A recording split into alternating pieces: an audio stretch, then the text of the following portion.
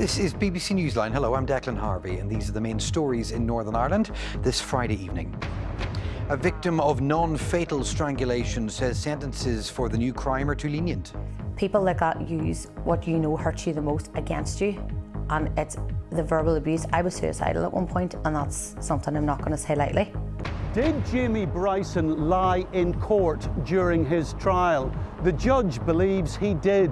He says he didn't. I told the truth to the court. I did not believe Dahi Mackay was involved. Where next? For the Belfast Trust. With big changes at the top in the last 24 hours, will it be enough to steady the ship? The Ulster Unionist MLA Colin Crawford quits over a party statement on the Ballymena riots. We visit the school taking a new approach to improving pupils' mental health. We have football, rugby, ice hockey, and last year Cork were involved in one of the greatest All-Ireland hurling finals. They played tomorrow at a sold-out Croke Park, and it's live on the BBC. And after a dull and damp day, the good news is it's set to improve over the weekend. I'll be back with your full forecast just before 7.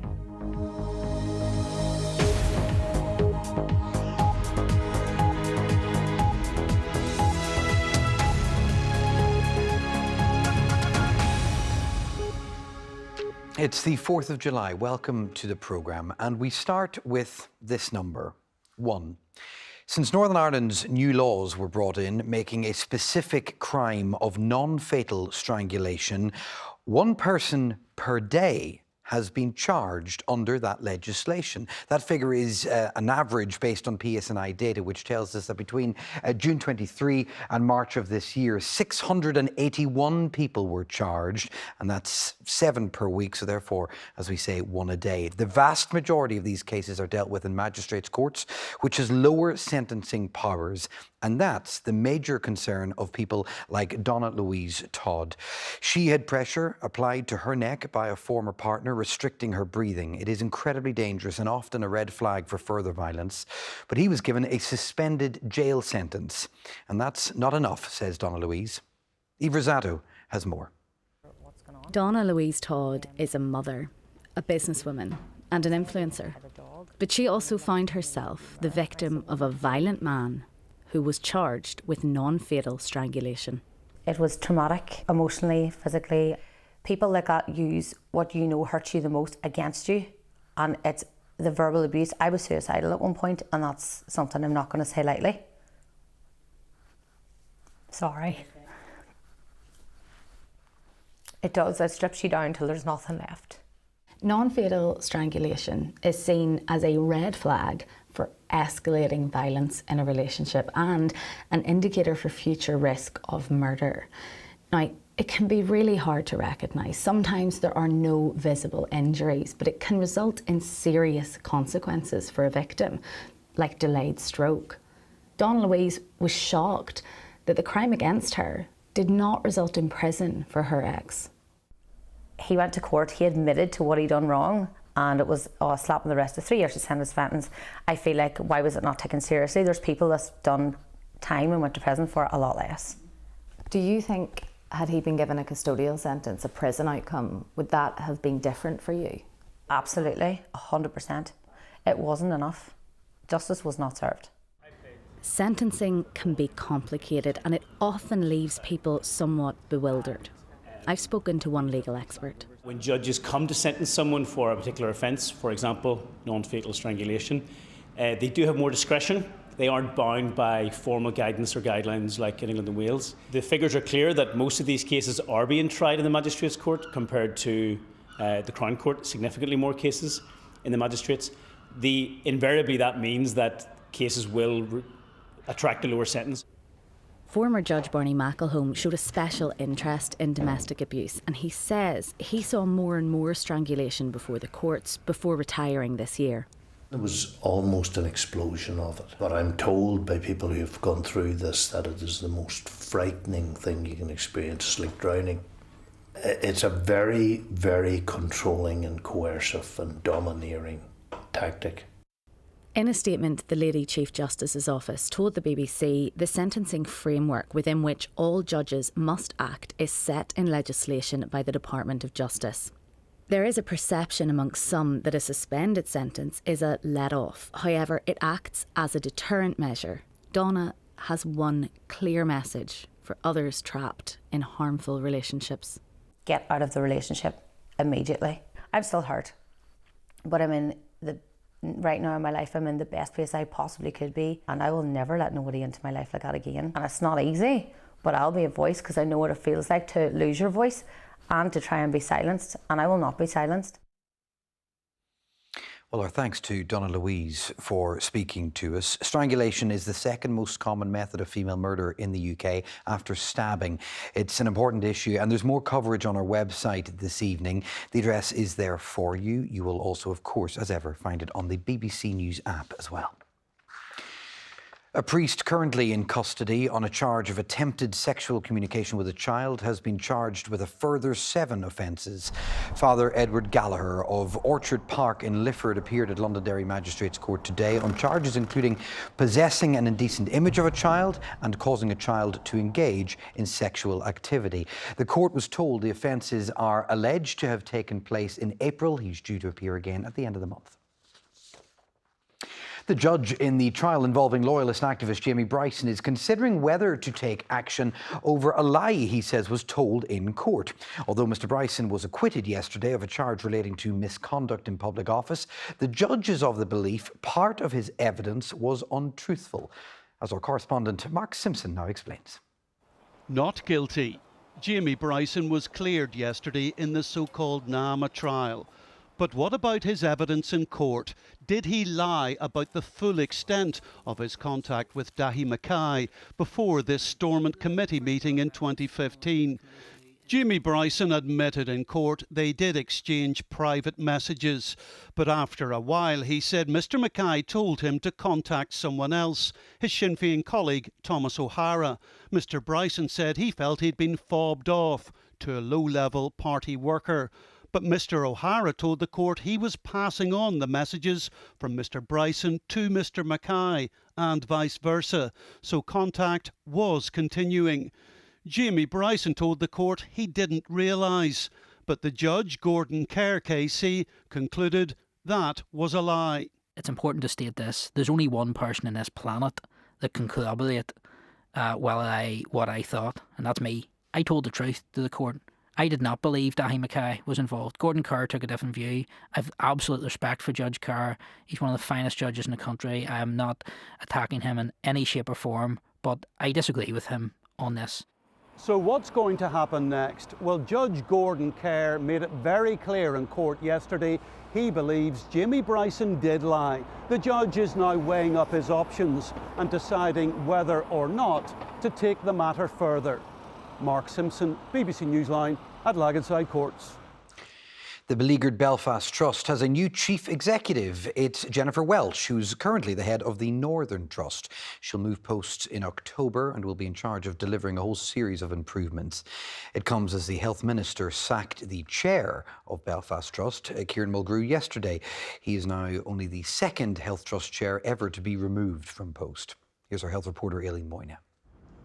It's a pivotal time for change at Belfast Trust, and not just in the construction of new hospitals, but also in the rebuilding of its leadership team. Yesterday's announcement that the Trust's chair, Kieran Mulgrew, had been sacked may have come as a surprise to some, but his position had been questioned just weeks ago at a Stormont Health Committee meeting. Kieran, we go back to Muckamore, we have the inpatient mental health building problems, the maternity hospital problems, the children's hospital delays, we've had the neurology, the hyponatremia, now the cardiac issues and this letter from the staff. Are you fit to govern this trust, you and your colleagues on the board, and have you considered stepping down? And while this was Kieran Mulgrew's response, the Health Minister's actions spoke louder than words. If you think sharpening a stick at both ends and impaling someone's head is the way to solve problems, then that is entirely contrary to being open. You have run across a series of events which date back 20 odd years. And I think to put them all together in 30 seconds like that totally misrepresents the trust, and it misrepresents the people who work there. If you want to change the culture, you have to start from the top. So I welcome the fact that this has taken place as an opportunity to provide a reset for the Belfast Trust to give it the best possible start again so that it is able to look after its staff and be a safe place to work. Now the search has begun for a new chair here at Belfast Trust, and like Kieran Mulgrew, his successor will inherit a huge in-tray of serious and well-documented issues.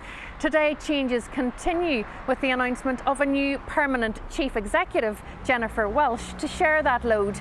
But they'll have their work cut out to remedy building issues, to resolve cultural problems and to rebuild confidence in the leadership team, while many are watching, waiting and assessing the next chapter. Aileen Moyna, BBC Newsline at Belfast Trust. GPs here have voted overwhelmingly to take collective action as part of their fight for increased funding. 98.7% of those who took part in the ballot voted yes to collective action, which will see GP practices across Northern Ireland take the unprecedented step of withdrawing some non-funded services. 8 men have been jailed for their roles in trying to smuggle 2.2 tonnes of cocaine with a value of more than £135 million. The drugs were found off the Irish coast on board a Panamanian cargo ship called the MV Matthew. This was September 2023. Footage of the operation shows military helicopters helping Army Rangers board the vessel from ropes. It was the largest cocaine seizure in Irish history. The men jailed were part of an international operation and received sentences varying in length from 13 to 20 years. 6 of the 8 had been on board the ship. BBC Newsline can reveal the Ulster Unionist MLA for North Antrim decided to quit Stormont over a statement the party released reacting to recent rioting in Ballymena. BBC News NI understands Colin Crawford disagreed with some of the wording around racism. Our political reporter Brendan Hughes has this story.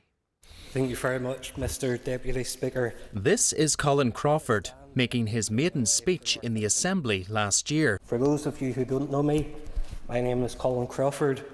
I'm a proud Ballymena man through and through.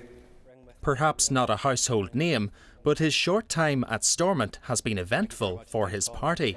Robin Swan. Thank you very much, Madam Deputy Speaker. His selection to replace Robin Swan prompted a row that led to Doug Beattie resigning as Ulster Unionist leader. The person who I actually wanted to take over the seat from Robin was a female, because we had a lack of females at the time, and I was trying to drive that. That didn't work. Now Colin Crawford is quitting himself, less than 12 months into the job. In a post on Facebook last month, he said after much soul searching, he'd decided to step away from politics. But now BBC News NI understands recent disorder in Ballymena played a role in his decision. According to sources, Colin Crawford quit after a dispute over a party press release condemning the scenes. The MLA is said to have been concerned about language around racism. He agreed to the release, according to one senior party figure, but was later uncomfortable with some of the wording. Ulster Unionist leader Mike Nesbitt has wished him well, but now has to find his replacement. Just 2 questions initially. He had been due to formally resign at the end of June, but the party has asked him to remain in post for the summer to give them more time. Colin Crawford may not have been here long enough to make much of an impact, but the manner of his arrival and now departure has certainly left its mark. Brendan Hughes, BBC Newsline, Stormont. The mental health of younger people is a big topic of discussion these days, but to help them cope in a world of social media and added pressure, some schools are beginning to train senior pupils to help the younger ones open up if they're facing problems. Our education correspondent Robbie Meredith has been finding out more. Teaching the teachers about mental health. Sixth formers at St Dominic's Grammar, Erin and Caitlin are student mentors at the school. They've been telling staff from other schools what that involves. So being able to be a younger, friendly face to make pupils feel just comfortable in being able to speak to a student, which then we can go and find the appropriate member of staff. We're not asking that the pupils solve the problems or provide a solution, but they can provide guidance and a listening ear. The West Belfast School is one of a number to have signed up to the Education Authority's Being Well, Doing Well programme. It also runs wellbeing classes for pupils. Our school does breathing exercises. Ag fishery, ag fast, ag calorie, exploring, growing, celebrating. And the message on mental health is also start them young. We're all human, and noticing that you're feeling angry, you're feeling frustrated, it's a part of life, and being very honest and open from early stages, particularly nursery and even before, is absolutely crucial. And when you talk about young people, mental health and well-being, the conversation eventually turns to phones and social media. Over my exam season, I actually deleted TikTok in hopes to kind of quiet down some of that noise that all of us are kind of subject to, just that outside influence of seeing how, you know, a highlight reel of how everyone else is living their lives, but it's obviously extremely difficult. I personally like going outside and getting a bit of fresh air. I think sometimes lying in bed scrolling through TikTok, it doesn't feel the same as going out on a walk. We're actually looking at a programme at the moment that has been successfully introduced by a London school, even about reducing the influence of influencers. They'd probably not thank me for that, but that is a real issue that is starting to develop with students. They won't be the only school dealing with that. Robbie Meredith, BBC Newsline.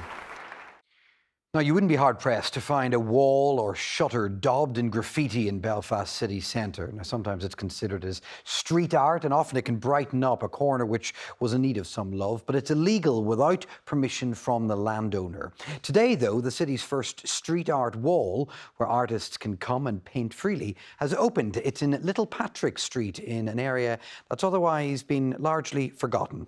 Lindsay Telford went along. It's just a burst of colour. Like, I can see, you know, why people would be like, oh, graffiti, you know, it's derelict looking, but I don't see it that way. It is an art form at the end of the day, and it's a culture.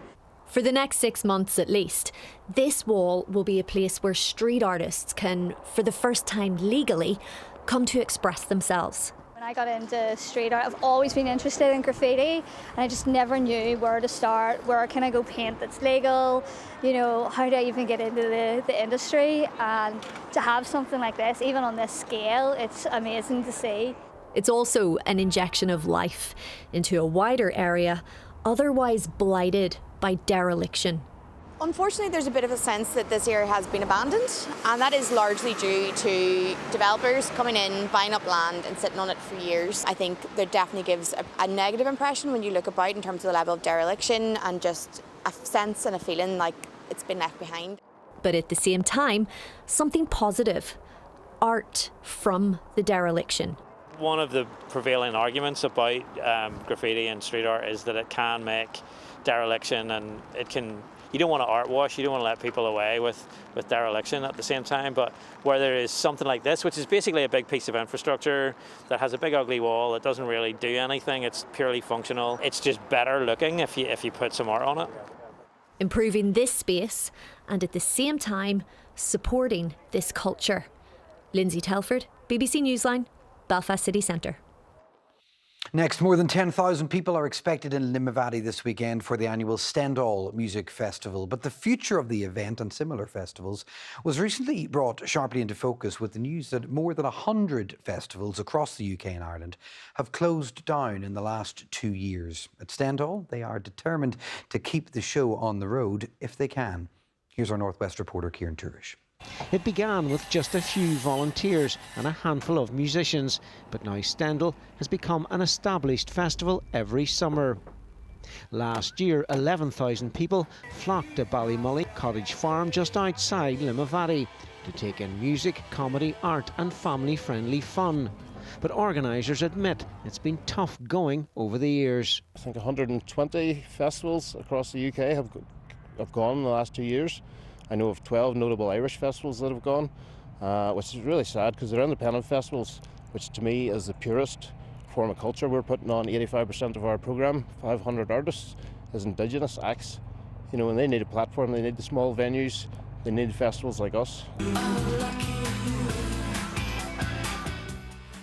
The Lightning Seeds are one of the main performers this year in a festival which has drawn big names and also allowed local talent the chance to shine. The short answer is I don't know how they've even got this far, because the pressure that they're under, and all festivals are under, is ferocious. So many festivals are now closing down because there's such a lack of subsidy, such a lack of support. And when you then reflect on the report that came out from UK Music just last week, which suggested that music accounts for 7.6 billion in the economy in 2023 and 10 billion last year. So the return on music is vast. This year there's a special focus on the big issues in 2025, like racism and global warming. And we're focusing on the Sustainable Development Goals, and we have organised a programme of talks and panels and workshops for families and for everybody actually. So after 15 years, the organisers of Stendall say they have much to celebrate, not least the survival of a festival which has faced COVID, the cost of living crisis and many financial challenges which threatened its very existence. Kieran Turish, BBC Newsline, Limavady. All right, let's turn to sport now. We're going to begin with some news that's emerged in the last few minutes or so. Thomas is here. What can you tell us? Yes, Declan, a very good evening. We start with some breaking news in the past few minutes, and it's sad news. Portaferry athlete Ciara McGeehan has just revealed on social media that she has been diagnosed with cancer. She says she has already started treatment and asks now for her privacy to be respected, while also thanking everyone for the love and strength she's already picked up on, of course, social media. We and everybody at the BBC wish Ciara the very best in her recovery. Now, Liverpool footballer Conor Bradley has paid tribute to his former teammate Diogo Jota, who died in a car crash yesterday in Spain. The world of football has been in shock since the announcement, not least the Liverpool teammates and their supporters. Speaking on social media, Bradley said, "What an incredible footballer, but an even better person. I feel really lucky to have spent a few years with you. When I first moved up from the academy, you were always there for me and always helped me settle in with the lads, which I will be forever grateful for. Love you lots, Jots, and we will meet again. Our number 20, rest in peace." Diogo Jota's funeral will take place in Portugal tomorrow. Now, the British and Irish Lions face New South Wales Waratahs in Sydney tomorrow. It's the third game of the tour in Australia, following big wins over Western Force and Queensland Reds. With the first test against Australia just a fortnight away, competition for places in the starting lineup is hotting up. Well, that's the ultimate goal, isn't it, for everyone here? They want to play in those tests, and the only way to do that is to play well in all these games leading up to it. If you're not producing in these games, you're not giving yourself a fighting chance. So everyone here wants to be in that 23, so everyone's going to put their best foot forward. We'll be chasing a win first and foremost, and that's our main objective here, and obviously putting a proper performance together. And as I said, the lads produced a really good performance on Wednesday. Our challenge now as a group is to build on that and get better again. Staying with rugby, and a very different looking Ireland side will face Georgia tomorrow in Tbilisi, with 16 first-teamers on Lions duty in Australia. Interim head coach Paul O'Connell has a squad including 13 uncapped players and has challenged them to seize the opportunity. It's so good we've had so many players selected for the Lions. There's another bonus for us in that we get this really tough test match in a place, I suppose, in a country that are full of confidence in how their rugby is going. So these guys have they have a real challenge on their hand. Now, in Gaelic games, this guy, Tyrone star forward Joel Kerr, is set to miss the All-Ireland minor final after starting his professional contract with West Ham United this week. The Premier League club have denied him permission to face Kerry in Sunday's decider at Newbridge. And this weekend also sees the semi-finals of the All-Ireland Senior Hurling Championship. We will have both games live on BBC Two, the BBC Sport website, and of course the BBC iPlayer.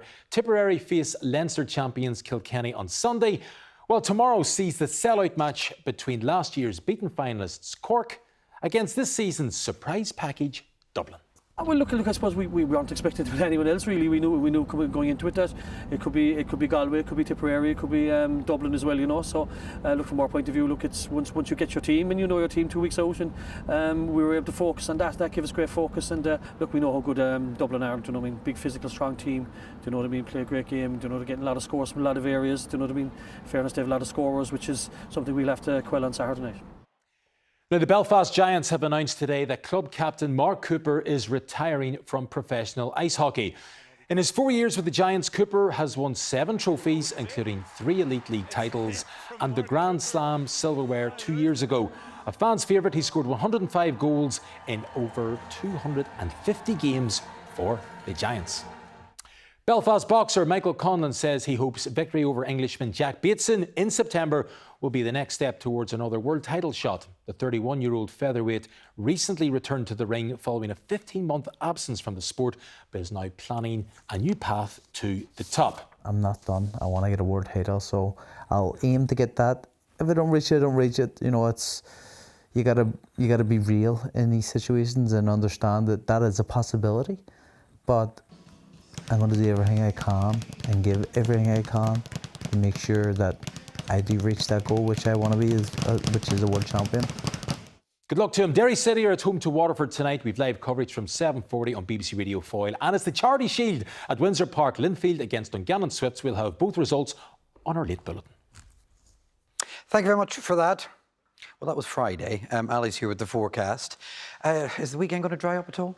Well, the good news is it's an improving picture for the weekend, Declan, so that is the good news. However, today was a pretty damp day all in all, with plenty of showers around for most of the day. Cloudy and dull skies just like this. And have a look at our radar from this afternoon, just the sheer amount of rain that made its way through. It was pretty windy as well, with gusts over 40 miles an hour at times. Staying quite cloudy overnight with a few showers here and there, and quite breezy as well, but it will be mild and muggy under the cloud, with lows sitting around 14 to 15 degrees, so not the best conditions for sleeping. As we head into Saturday, it'll be a classic mix of sunshine and showers, so if you keep an eye out, you might see the odd rainbow here and there. So for Saturday, it'll be a cloudy start with a few showers around, but it'll be dry for most of the day, with a few breaks in the cloud towards the east. There'll be some sunny spells there at times, and temperatures sitting around 19 to 20 degrees, but a touch cooler towards the north coast. So for the weekend, it's a bit of a mixed bag all in all, as Saturday will be quite cloudy and breezy, but drier and brighter conditions on Sunday. So if you're heading to Stendall, you might need to bring a mix of clothes for different conditions. You'll definitely need to bring the wellies though, and the raincoat, as there'll be showers throughout Saturday night, and there'll be some clearer spells as well, but cloud too. So under the cloud there'll be temperatures sitting around 13 to 14 degrees, so another mild and muggy night. So having a look at Sunday, it's a cloudy start right across Ireland with a few showers throughout the day, but there will be some sunshine towards the afternoon as the cloud breaks, and it'll be changing wind directions to a northerly breeze, so it'll be feeling quite fresh at times as well. So heading into next week, temperatures are set to rise. We could even see at 23 degrees with more sunshine in the forecast. Declan, back to you. Better. Thank you, Ali, very much. It's just approaching 7 o'clock on a Friday, so I think we can say the weekend has begun. Enjoy it and join us back here on Monday, 6:30. Bye-bye.